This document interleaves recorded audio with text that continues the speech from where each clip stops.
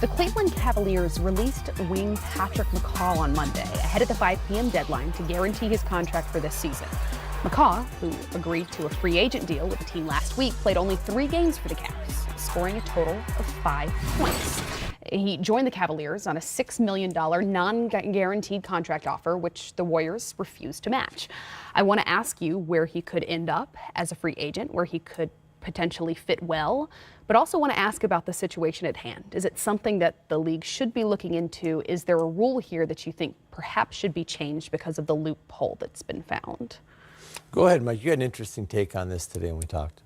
Just hearsay.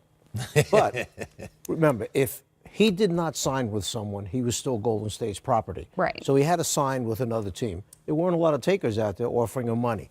So Cleveland, who could have been doing his agent a favor, signs him to a 2-year non-guaranteed contract. Now, the day before, legally they can do this, they waive him.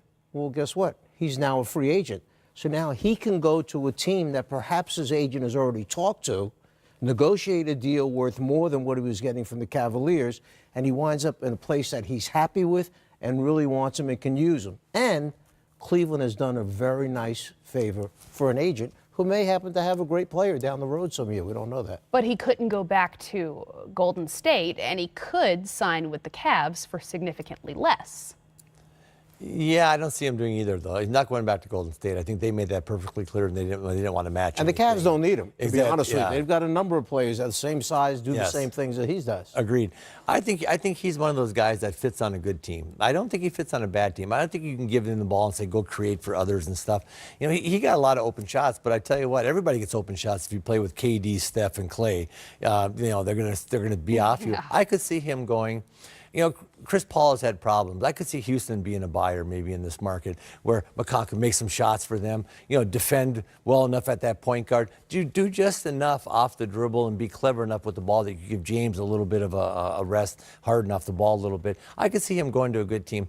He's one of those guys I don't like him on a bad team because he's not that player. He's a nice piece that, you know, that could fit, and he fit well with Golden State, and it just didn't work out there. But Mike, I agree with you. I said there's like some loopholes. There's some areas that if players kind of do what he did, he becomes now an unrestricted free agent using the rules. Right. But you know, it all seemed like when I read the whole thing, I was like, huh. Yeah. It sounded a little bit could be suspicious. Worth revisiting. My mom used to call me Special K. Ooh. Funny. The Spurs win at 119-107. That's their season-high 5th win in a row. But they've also gone 13-3 in their last 16 games. Coach, that win moves them up to 5th place, past the Houston Rockets.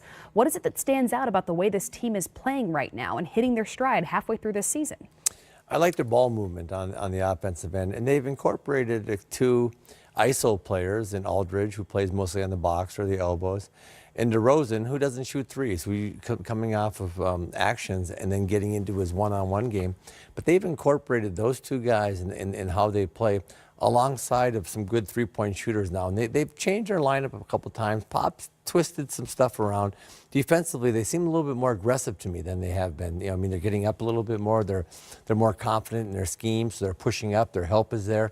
And they play very, very good team defense. So if you beat one guy in the Spurs, the other guy's rotating over. You very seldom beat a guy on the Spurs and have a clean layup. They come over, they rotate, they shift, they scramble very well.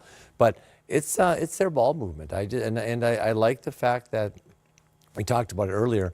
They're shooting 5 percentage points higher as a team in this run, 13-3. You know, you're taking about 100 shots a game.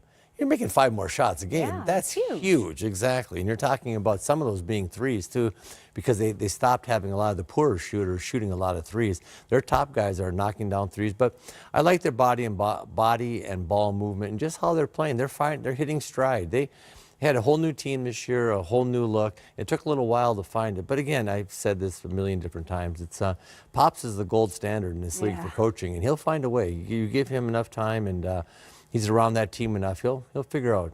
Well, speaking of the Houston Rockets, which is the team that the Spurs just left over in the Western Conference, and the Denver Nuggets, the team sitting atop the Western Conference. The Rockets hold the 10-point lead at halftime, 70-60. James Harden, unsurprisingly, is leading the way with 18 points. He's got 7 assists as well.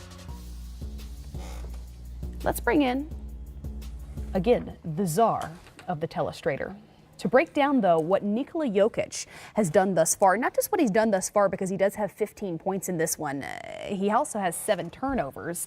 What, though, stands out about his game and what makes him so effective when he is effective? Let's take a look at the versatility that this young man has. He's very skilled, and they use him all over the court, not just send him down low because of his height. They take advantage of the things that he can do. First, let's look at him as a passer, as a distributor. They'll start him in the low post area, knowing that he can score down there. But he looks over his shoulder, reads the defense. It's a one-on-one with Capella until Tucker comes. As soon as Tucker comes, he drops it off to Millsap for the little short shot on the inside. Let's take a look at him in that post area, get him the ball, and the aggressiveness that he has. Look everything over, start to make you move. Yeah, it's a miss, but he goes right back after, comes up with the offensive rebound, and then scores. Then on the outside, dribble handoff. I'm going to go down and post up the smaller Tucker. Tucker beats him up a little bit in that post area, so, okay, I don't want to get in a fight. I'll just step out behind the three-point line and watch this one from well behind the three-point line as he knocks down the three. So a number of different facets to his game, a very skilled, young, big man, a guy who I believe I heard you people say could be in the MVP discussions at the end of the season. Well, in our discussion, Yes, anyway. yeah. If we're talking about it, then he's in the conversation, right? If they end up with the best record in the West, they'll have to talk about Jokic Right. as an MVP candidate. Mike, how is he? He has 7 turnovers. What's Houston doing to cause him to turn the ball over? He's usually pretty steady with the ball. He gets a little loose once in a while, but he's usually pretty steady. What we see them doing is they're waiting, and he puts it on the floor. 1 dribble, 2 dribbles, and then they come after him from the blind side, hoping that he'll either spin back into that oncoming defender, or the defender has gotten a hand in there 2 or 3 times, which has caused him to fumble it, lose control of the basketball. So they're trying to frustrate him after he puts it on the floor. When he catches and looks around, they stay at home. But once he starts to put it down, he's taking the contact from the body of Capella. And then, as you know, Tucker's very physical. When he comes after him or one of the other Houston defenders, they've caused him a little bit of concern. Mike, that's one of those guys when you work with the big guys. That's if you inside reverse pivot, the old Jack Sikma move, so you keep your face to the guy and you never get your back to the basket where they can come up from behind you. So as you rip and face up, everything's in front of you. You can see it. He's such a young player. He needs to incorporate that, because that's one of the things. When you start dribbling the ball and they start coming from the blind side and everybody's digging, you get some turnovers. But he'll make an adjustment. He's very smart, and he's got great hands. I like that big fella. It always puts tremendous pressure on the defender when the offensive man turns and faces up, because now he becomes that triple threat. All right, thanks, Coach Fratello. We'll check back in with you. The Milwaukee Bucks taking on the Utah Jazz. That game's going to be on NBA League Pass just minutes from now. The Jazz have won 2 in a row, both on the road, 3 of their last 4 overall. Meanwhile, the Bucks are coming off a loss. They haven't lost consecutive games this season, a perfect 10-0 following a loss. Let's hear Coach Quinn Snyder with Craig Bolerjack prior to the game. This is game number 41 tonight. What's your thought? Well, it's hard to believe. We were walking on the just coming to practice and walking on the street today, and you still see some Christmas decorations, and Christmas seems like it was 2 months ago. So it's happened fast, and we're growing. I think we're a better team now than when we started the year, and that's, to me, I know, you'd love for the record to. I think you always want the record to be better. Right. But I think that, as we continue to play, and tonight and the next game and beyond, if we can continue to improve, that'll serve us well. Speaking of getting better, listen, let me take you back to Detroit, because you were down 18, but a dynamic second half, offensively and defensively. You guys are very active, and Donovan seemed to be the guy that led the charge. Yeah, really, and you mentioned Donovan in the second half, and he certainly did. I think in the second quarter, really, when Dante and Tabo were in the game, the way those 2 guys played, and it was tough to see both of them, take an injury, because those 2 guys, you could really feel. Tabo played the rest of the second quarter. Dante had like 5 assists in 6 minutes, and hard to lose them in that game. And would have also been really easy with those 2 guys playing well for the rest of the team to kind of let up, and that didn't happen. And Donovan, as much or more than anyone, really midway through the third quarter, he came back in and he really dug in defensively, and I think the game just started kind of unfolding for him, and he was instinctive, and he was really good. Yeah, he really was. Coach, finally, we're in Milwaukee, which is the home of Giannis Antetokounmpo, and when you speak of him, I mean, just one word pops up. It's just unique. Yeah. Maybe you have more. Terrific, yeah. There's a lot of superlatives that you can use to describe him. And Bud's done an unbelievable job, helping him bring all those talents out kind of exponentially. But some of the statistics that you see that are unique, nobody scored more in the paint since Shaq. So you look at a guy and, he's basically a modern day Shaq. He's not doing it with post-ups all the time. He's doing it more off, dribble penetration and transition. But he's a really unique player, and that makes it's hard because he's so good, but it's also hard because he's so different. Coach Snyder also mentioned Dante Exum's ankle injury. He's reportedly going to be out for the next 2 weeks. So before I ask you about their matchup with the Milwaukee Bucks, I want to ask why the slow start for the Utah Jazz, a young team that we were expecting to see take a big jump at the start of this season. I think a couple of things that jump out at me. When you look at their record right now, they've played 16 home games. They've played 24 away games, and here they are in Milwaukee again tonight. And the fact that they have a 20-20 record, just a game and a half out of the playoffs in the Western Conference, I think says a whole lot. The same thing is Donovan Mitchell didn't start out the season the same way that he finished up last season. But so did a couple other guys in the league that we've talked about tonight. Didn't start out great, like James Harden, but he's on fire right now. So if Donovan Mitchell gets back to the form that we saw last year, where he was just simply sensational, and then a couple of these nagging little injuries where guys miss 3, 4, 5 games, you couple that with a brutal schedule, this team's in a great spot to make a run in the second half of the season. Let me ask you, Kevin, because you and I talk a lot about these young players who the league tends to figure out in their sophomore season. Do you think that that's the case here with Donovan? No question. When you take the league by storm like Mitchell did, especially the second half of last year, everybody now, you're the number one guy in the scouting report. So the coach stands in front of the group in the morning before the game and says, this is how we're stopping Donovan Mitchell. I'm putting my best defenders on him. I'm forcing him left. He likes to pull up. Whatever your tendencies are, they say we're taking your favorite tendency away, making you play your weaknesses, not your strength. And as a young player in this league, it's like a chess match. You start off with the same opening in your chess match 5-6 times in a row. Finally, the guy says, you're not doing that. You're not beating me with that. You have to change up. I've told this story before. I remember the first time I played in a playoff series against really talented players that were really smart, were Kyle Jones and Bobby Jones, and they played for Philadelphia 76ers. So I had the move where I'd fake left, turn around, fade away jump shot. Hell, Bobby Jones jumped before I did. He blocked it. I mean, I hadn't anybody block that shot, so I don't know when. And I was like, dang, I got to come up with plan B here. They made you play to plan B. They took away your favorite move, and that made me a better player. And I said that Donovan Mitchell earlier this year was going to look at film. Quinn's a really good coach, Snyder. He's going to figure out what the defenders are doing to him, and he's good enough that he'll go to plan B and C and get counters. So I think it's a tough schedule, like Mike said. And then I think it's just, Donovan, the league caught up to him. Now he's figuring out what they're doing, and he's making the next jump. So it's just, you're always doing this as a young player, and you're trying to get here.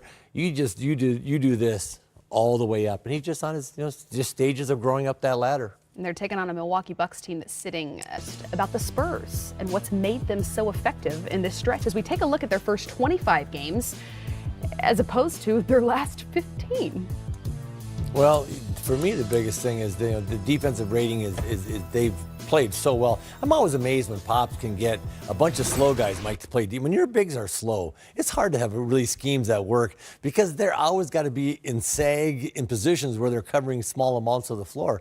But Pops finds a way to get those guys to play good defense. Every time I watch them play and they play good defense, I'm like, how does he get these guys to do that? But their defense has impressed me. And then they're shooting 5 percentage points better offensively. And in a game where you shoot 100 shots a game, you're making 5 more. I mean, they are taking better shots and making better shots as a team. And he figured out the defensive blend and the offensive blend. Pop's doing a tremendous job. Give him credit. It's been a juggling act for him the entire season because he had to decide how do we want to play offensively now? We lose Danny Green, you lose Kawhi, you lose Slow-Mo, and you've lost some key pieces, okay, to their offense and to their defense, the experience part. He brings in some new guys. Wait a minute, I've got to figure out how do I best use DeMar DeRozan, and DeRozan has to figure out what's a San Antonio style of play. Pau Gasol has played 10 games so far this season. Rudy Gay has played 35. He's had some key injuries to guys, so he's been juggling and mixing and matching and trying to find the guy that can be a shot maker on a given night. It used to be Patty Mills that would come off the bench, and I'd look at the box score right away. I'd look to see what Patty Mills did. If he played well, they would win the game usually. Now they've got another guy, okay, who makes some shots coming off the bench, who Forbes was a knockdown shooter all of a sudden, taking Patty's spot on certain nights. Yeah, Bertans makes shots from the three-point line, doesn't come inside that too much. And the thing I like about him, we talked about this, Mike, earlier a little bit, is, you know, he tells his good shooters to go ahead and shoot a lot of threes. He tells the other guys, hey, look, Pop said, we're going to ease up a little bit on just firing threes up there. Drive and kick, get in the paint and pass it out. You can take threes late in the clock, but don't take them early. Let's not settle. Let's just keep attacking. And I think every time the ball gets in the paint, it puts so much pressure on the defense, Mike, that, you know, you get fouls driving the paint, but those kick-out shots, when you get in the paint and you throw it out, everybody shoots those better. There's more rhythm on that shot. What I love about Pop is he goes against the grain a lot of times from the standpoint that he doesn't just do what the hot thing to do in the league is. You remember the year back before he won the series against Miami, they shot a lot of threes and won games by shooting threes. Then they got to the Miami series that year, moved the ball better than we've ever seen in a long, long time, and that became the new thing. Let's pass the ball quickly. And then he goes back to this kind of team, which is pieces and parts, and he puts it together and plays to what the players' strengths are, what they can do, and this is how we're going to play. We're not going to play the way the league wants us to play. That's one of the things that he told us as we had the Spurs on TNT on Thursday night. Our broadcast team had a meeting with him prior to the game and asked how it is that he's been able to maintain the Spurs system when the league has gone in such a different playing style direction. And he told us exactly that he's not going to go in that direction simply because the league has, but because he's going to find the strengths of the personnel that he has. He doesn't have the Golden State Warriors roster, so he's not going to make the San Antonio Spurs play the way that they play. Well, when you have the ability to take your ego and sit down with your best player and say to him, what am I doing wrong? What can I do different? And it turns the entire thing around with LaMarcus Aldridge, where you had a guy who wanted out, wanted to leave, and now winds up getting back to playing like it was the Aldridge from Portland, because the coach is willing to sit down and say, what am I doing wrong, and how can I make or use you better? Yeah, and he didn't say I'm going to take DeMar DeRozan and turn him into a three-point shooter coming up. He lets him ISO, but he ISOs off of action. He'll have a pin-down action to a curl, open up the side, and let DeRozan go to work. So he allows his guys to be who they are inside of his system, because, you know, he just doesn't come down, throw you the ball, and all four guys stand on the other side. They have movement inside of their offense. So when DeRozan is ISOing, it's really often he's coming from the weak side corner with a double pin down action to the top, opening it up for his left or right hand drive. And so they use actions to get him into his ISO. And I think he's done great. And, you know, that's one of those weird deals. It doesn't happen in our league a lot. It's happened a few times lately where both teams really benefit from the trade. Like, I just think Kawhi had to get out of San Antonio. That just wasn't going to work. He goes to Toronto. They're, you know, leading the Eastern Conference and playing great basketball. And DeRozan is helping the Spurs kind of turn their whole season around and become a whole different team that plays a little differently than Pop's teams normally do, but still very effective. Well, we're going to be back with more on an 8-game Monday night in the NBA, including Blake Griffin. You just mentioned Bertans. Well, unfortunately here, this is a low light, not a highlight, as he gets bumped a reverse dunk. We didn't say anything about his defense, though. We said he shoots the ball. Yeah, exactly. That's a fair point by you. Well, the NBA on TNT is Thursday night with a doubleheader, starting with the Celtics in Miami to take on the Heat at 7 Eastern, followed by the Thunder in San Antonio to take on the Spurs at 9:30. Your coverage starts with game time at 6 right here on NBA TV. Look at this. Look how happy DeMar is to see Coach Casey prior to this game. Yeah. Good to see that. I love it. Dwayne's a really good man. Like